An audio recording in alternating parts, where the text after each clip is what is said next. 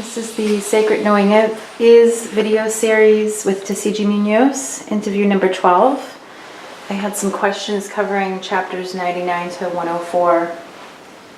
From chapter 99, you write, suffering related to pain and pain related to experiencing life in the time-space worlds indicate that there is truth to suffering, that suffering is a native condition of existence, even if only described in terms of change and transformation, which of themselves are painful for many beings to experience. Why is it that change and transformation is painful for so many people? Well, because we're cultured in a way to create pain, to be unhappy, and to not deal with suffering and unhappiness properly. And thus you find a lot of women who become mothers, and they are told, because of religious ideas or dogmas of some sort, politically or otherwise, that, well, this is your role, this is your duty, you have to, grin and bear it. You have to grin and bear these changes, these hardships. And the same with men. Everyone here, on earth is expected to bear hardships. Now, there are those who don't bear as many hardships as others, but we're talking about people generally of the poorest, I guess you might say, level. And they're beginners. They're coming up. They've come in to prove themselves, distinguish themselves as people who are worthy of progress and upward mobility. They have to earn it, of course. So, yeah, people are really reluctant to give up the pain and suffering because there's a lot invested in that. There are certain religious beliefs that, I guess you might say, train you to feel that no, pain and suffering are good. They're part of the spiritual process. They in themselves are not good as part of the spiritual process. Understanding them properly is what's good and part of the spiritual process. The truth that there is suffering is one thing. Doesn't mean everybody has to suffer or that everyone should suffer, simply because there's a principle that there is the truth of suffering, that it is all suffering. Well, it is also not all suffering. And it's not all suffering for everybody. That's relative. But there is suffering, yes. The body is the body of pain, and the mind is the mind of pain, but yet the body is the body of pleasure, and the mind is also the mind of pleasure.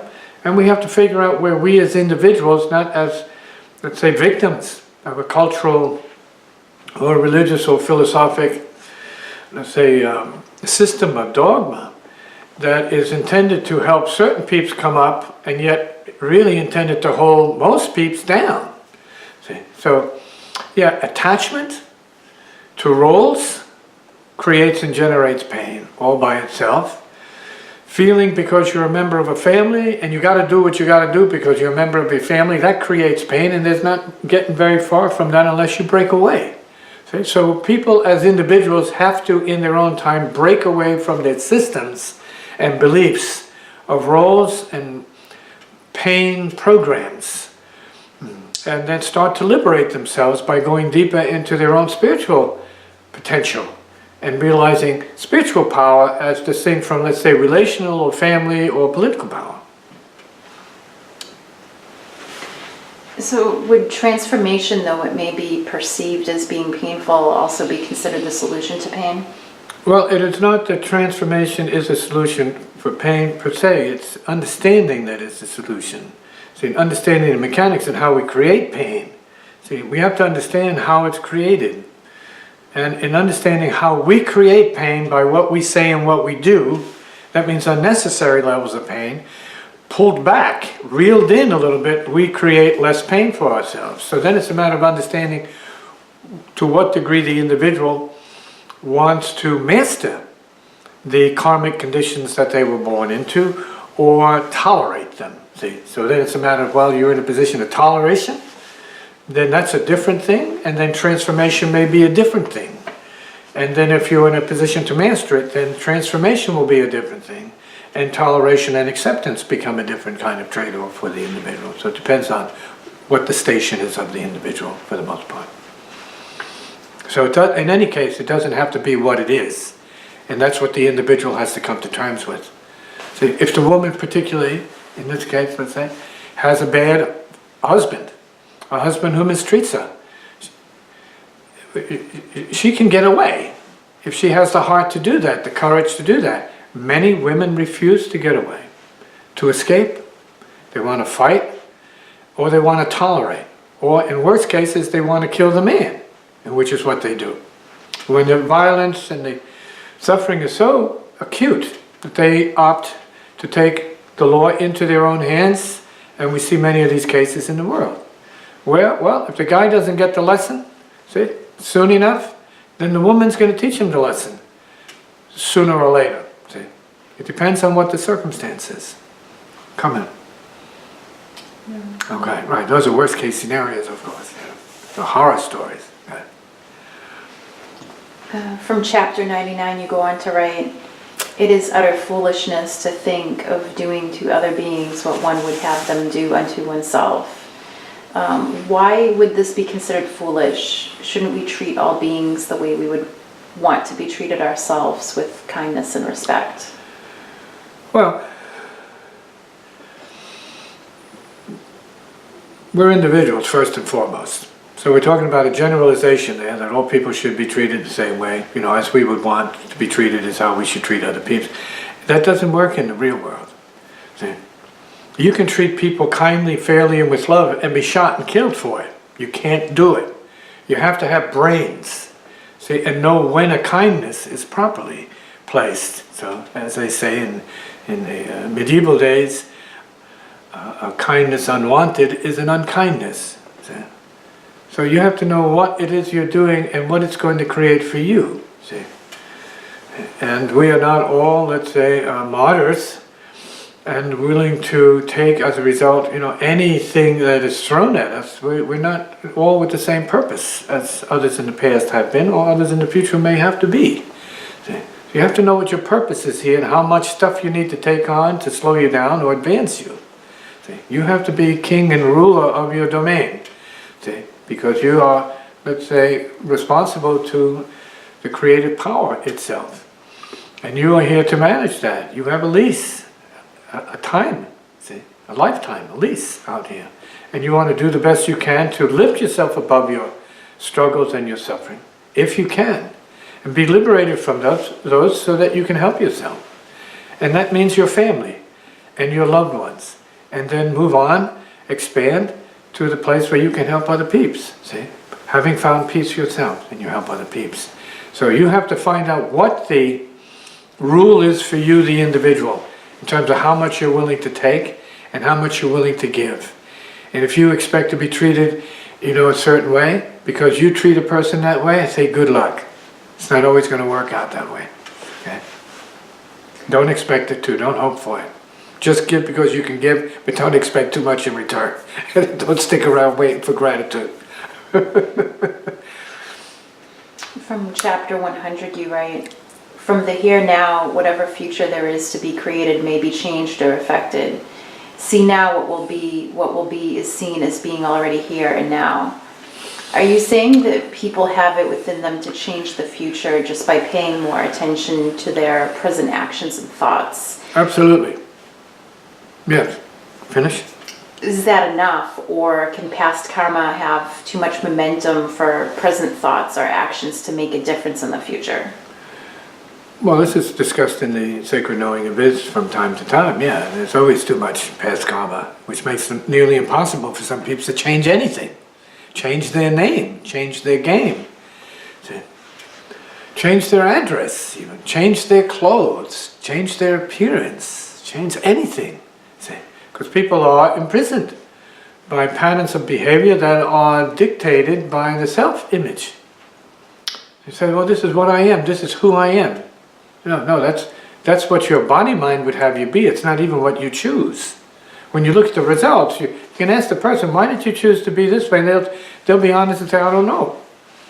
And you say, well, what, did it just happen? And they might say, yeah, it just happened. I don't know, I don't have control. They'll be honest, say, I don't have control. Yet it's all about their ego, and yet they don't have control enough to do the right thing to produce the positive results that they need. It's up to us, the individuals, to create and alter our future according to the goodness that we do, not so much that we expect, but that we do, we create, we generate, and we pass on. See? We're not expecting anything. Because you may get more by not expecting anything, and less because you expect something. Yeah. So if you're doing it out of the heart, you're not expecting anything. Because the beauty of the heart and the way it works is to give and give and give beyond any limit, if a person is capable of that. See? If they can get to that state of madness, see, creatively speaking and spiritually speaking, then of course you're going to reap some kind of benefit, because giving is what empties the cup which brings the light in. Okay? So by giving, you are creating grace waves. Now it is possible, based upon what you stated at the onset here, you said, well, is it because there's too much bad karma accumulated that you can't do? Sometimes, yeah, that's the balance for some people, because they know they've created so much bad karma, because they know themselves, they've done it, they've hurt people, see, they have destroyed people, they've destroyed land, they've done things that they know they feel guilty about, see, responsible for, and that, yeah, that will definitely slow the process down until the balance is there, is struck, where you've paid your debt. You need to know what that debt is, you need to know when it's paid and how it had to be paid. And then you start to feel the rise. You're no longer burdened, kept down. You feel the cushion and the hovering. You start to feel you're hovering above the earth, in a manner of speaking, because of what you're doing. That's the right thing. Right? When you're doing the right thing, whatever that is, it's not the good thing or the bad thing. Let's say the right thing, you start to hover, and you're paying the debt off. You feel it. See? And if you're doing the wrong thing, you feel that you're being let down. And people are always letting themselves down, and they don't see that their circumstances, what needs to be altered and changed in order to reverse the process of being let down. Women are not supposed to be let down and down in the dumps. They're supposed to be lifted, because all that they do, they should be recognized. Right? They're doing so much with so much love and compassion and selfless service even. No, they should feel the rise, but they don't. Because their selection of a husband, their choice of a husband, does not permit the rise. If they're going to be dependent on somebody, you want to be dependent on somebody who's going to give you some kind of rise. And you have to see it. You have to be intelligent enough to see that, well, this is a balance. I'm working and I'm rising. I'm with a man and this is good. You have to be honest. Or you say, I'm with a man and this is real bad. This is the worst. Well, do something about it if it's the worst. Next. From chapter 100 you write, on the psychic plane, when the feeling of guilt arises, it is due primarily to a confusion as to what is real relative to what is not good, in terms of what is considered evil, and what is freedom relative to what is considered license or bondage. Are you saying that confusion is the primary cause for guilt? No, not necessarily confusion. You may have very precise perceptions and see that your guilt is well deserved, see, because you hurt, you did something. We're not going to get into details, but you did something. You know what you did, and you have to deal with that. If you took someone's life or something from someone, you have to deal with that. If it's subject to the law and the processes of the law, you have to deal with that. It's on you. And so it is really on the individual. And then it's on the individual to purify themselves of that guilt and feel that they learned a lesson. See? That they've come to terms with it, and that they no longer have to do that. That they see themselves as having been regressed in their behavior and in their purpose and in their function, and now they want to progress. See? To become a better being and doing better things. And people are not, even though they play like they're idiots, they're not really idiots. You got to see the results of what you do when you throw your fist in somebody's face. You got to see that. You got to know what it does. Right? And then if another fist comes back in your face, you got to see that you're in a fight. And maybe you threw the first blow, and this is what you get. You got to understand the logic of this and not play dumb, see? And numb to the reality of what's going on. We are creating this dance that comes back to enable us and uplift us, or put us down. We are creating that. See? Can guilt always be useful or necessary to spiritual progression, or in the case of some individuals who desire progression, would it be wise for them to eliminate or cut through all feelings of guilt? Well, guilt is useful to feel when you're numb. It's good. You may have people committing things against others and they don't feel anything. Zero. They might even feel humored by it or entertained or, invigorated by it. Like they get some kind of a boost from it. Right? Taking blood, right? Spilling blood. They go, it's fun. See? At the brute level, it's fun. It's like a big ego trip. Wow, I could do this. I'm powerful. I'm bad. Or I'm crazy. And so, maybe that's what it is for them for the moment. And then things change and things happen. And maybe what they did to somebody happens to somebody very dear and close to them, and they have a different view of things. See? You have to be careful whose life you take. See? Because you might be taking your own unconsciously. And this happens, and people see it. See? Justice is its own intelligence. We have to be aware of it, that there is something going on here that serves justice in different ways to individuals. See? There's peace of mind, and there's peace of body, and there's peace of heart. And then there's, payments. But you have peace of body, you have this and that, but you're tormented, see, by things. And there's the justice there. You can't let go of something because something won't let you let go of it because you haven't paid your debt to what it is. It's being rubbed in your face. It's being kept in you and on you until you learn, until you just break through something. And you say, no, okay, I'm not going to do that anymore. I won't do this to anybody. So you have to own up to the endowment you have of goodness. You have to embrace it. You have to seize it. You have to check it out. See? You have to stand up and use it properly because it's a gift that belongs to others, not just to ourselves. See? And so this is all part of the process of unfoldment, coming to terms with what heart purpose is, and being courageous enough to take a stand for the heart. See? But it takes a long time for people to get there. It does.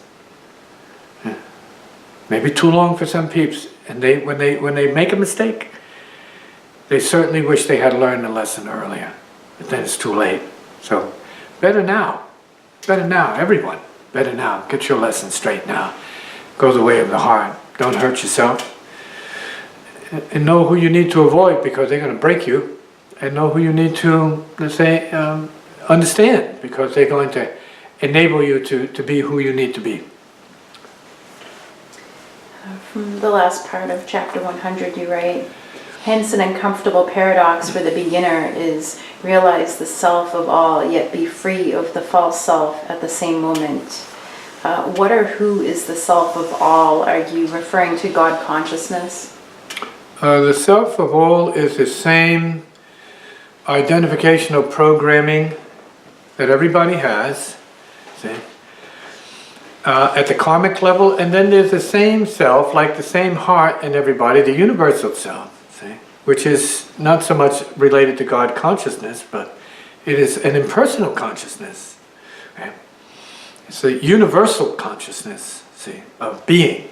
See? We are part of that. We are the living being, so we are the living self in that sense. We are the earth self, so we are all in resonance as earth beings. And what happens to the earth, we feel it deeply because, you're living in one country or on the other side of the globe, you feel that when the earth is hurt, when the earth is changing, when the earth is struggling, we feel that struggle because it's our source. We are made of that. So it's only natural for us to feel that. So it's the earth self, and so then, it becomes the heart self, depending on what the changes are and the disaster is that's going on. And so we are sharing that as humans. We have we are part of, we are extending from one another as heart-related beings. See? We are wired to feel each other. See? We are wired to feel and to know each other. And some of us are wired to know each other very, very intensely and very intimately. See? And sometimes in families, this wiring is very powerful, profound, that when someone is taken out, others go down from it because they can't bear it. They go down with the person that was taken out. See? And that's because we're heart-wired in such a way. Then we are brain-wired. See? And then, knowledge, knowing about things takes us to a certain place. And we are horrified at knowing about things, see? Whether we are in the family or not, as individuals, because we're humans. See? And we are sensitive humans, living heart beings. But not everybody's on the same wavelengths regarding that. So sometimes spiritual practice is necessary to get there. Sometimes art can bring you there. Once you are working from the heart level of art, then you are resonating properly with the heart, see? And not because of a religious structure or system, but because you're involved in the creative structure and the creative system of manifesting and responding to life changes and these sorts of things. So yes, then we're talking about the self as individual self, the ordinary, typical, neurotic, oh, me, my, selfish self, and then there's the unselfish, selfless self. And then there's the super self, which is much greater in its implications that we are identified with. And then we can, as spiritual beings, enter a state of super soul consciousness, where we start to see ourselves as part of the universe, because our vision is such that it's at the universal level, the cosmic level, and you are that. Each one of us is that, but not everybody has access to that, or is tuned into that particularly. But yes, you can be tuned into that. Sometimes light will bring you there, sometimes sound will bring you there. Sometimes the wind will bring you there. See? Sometimes a friend will bring you there. Sometimes an animal will bring you there. See? Sometimes you're just there.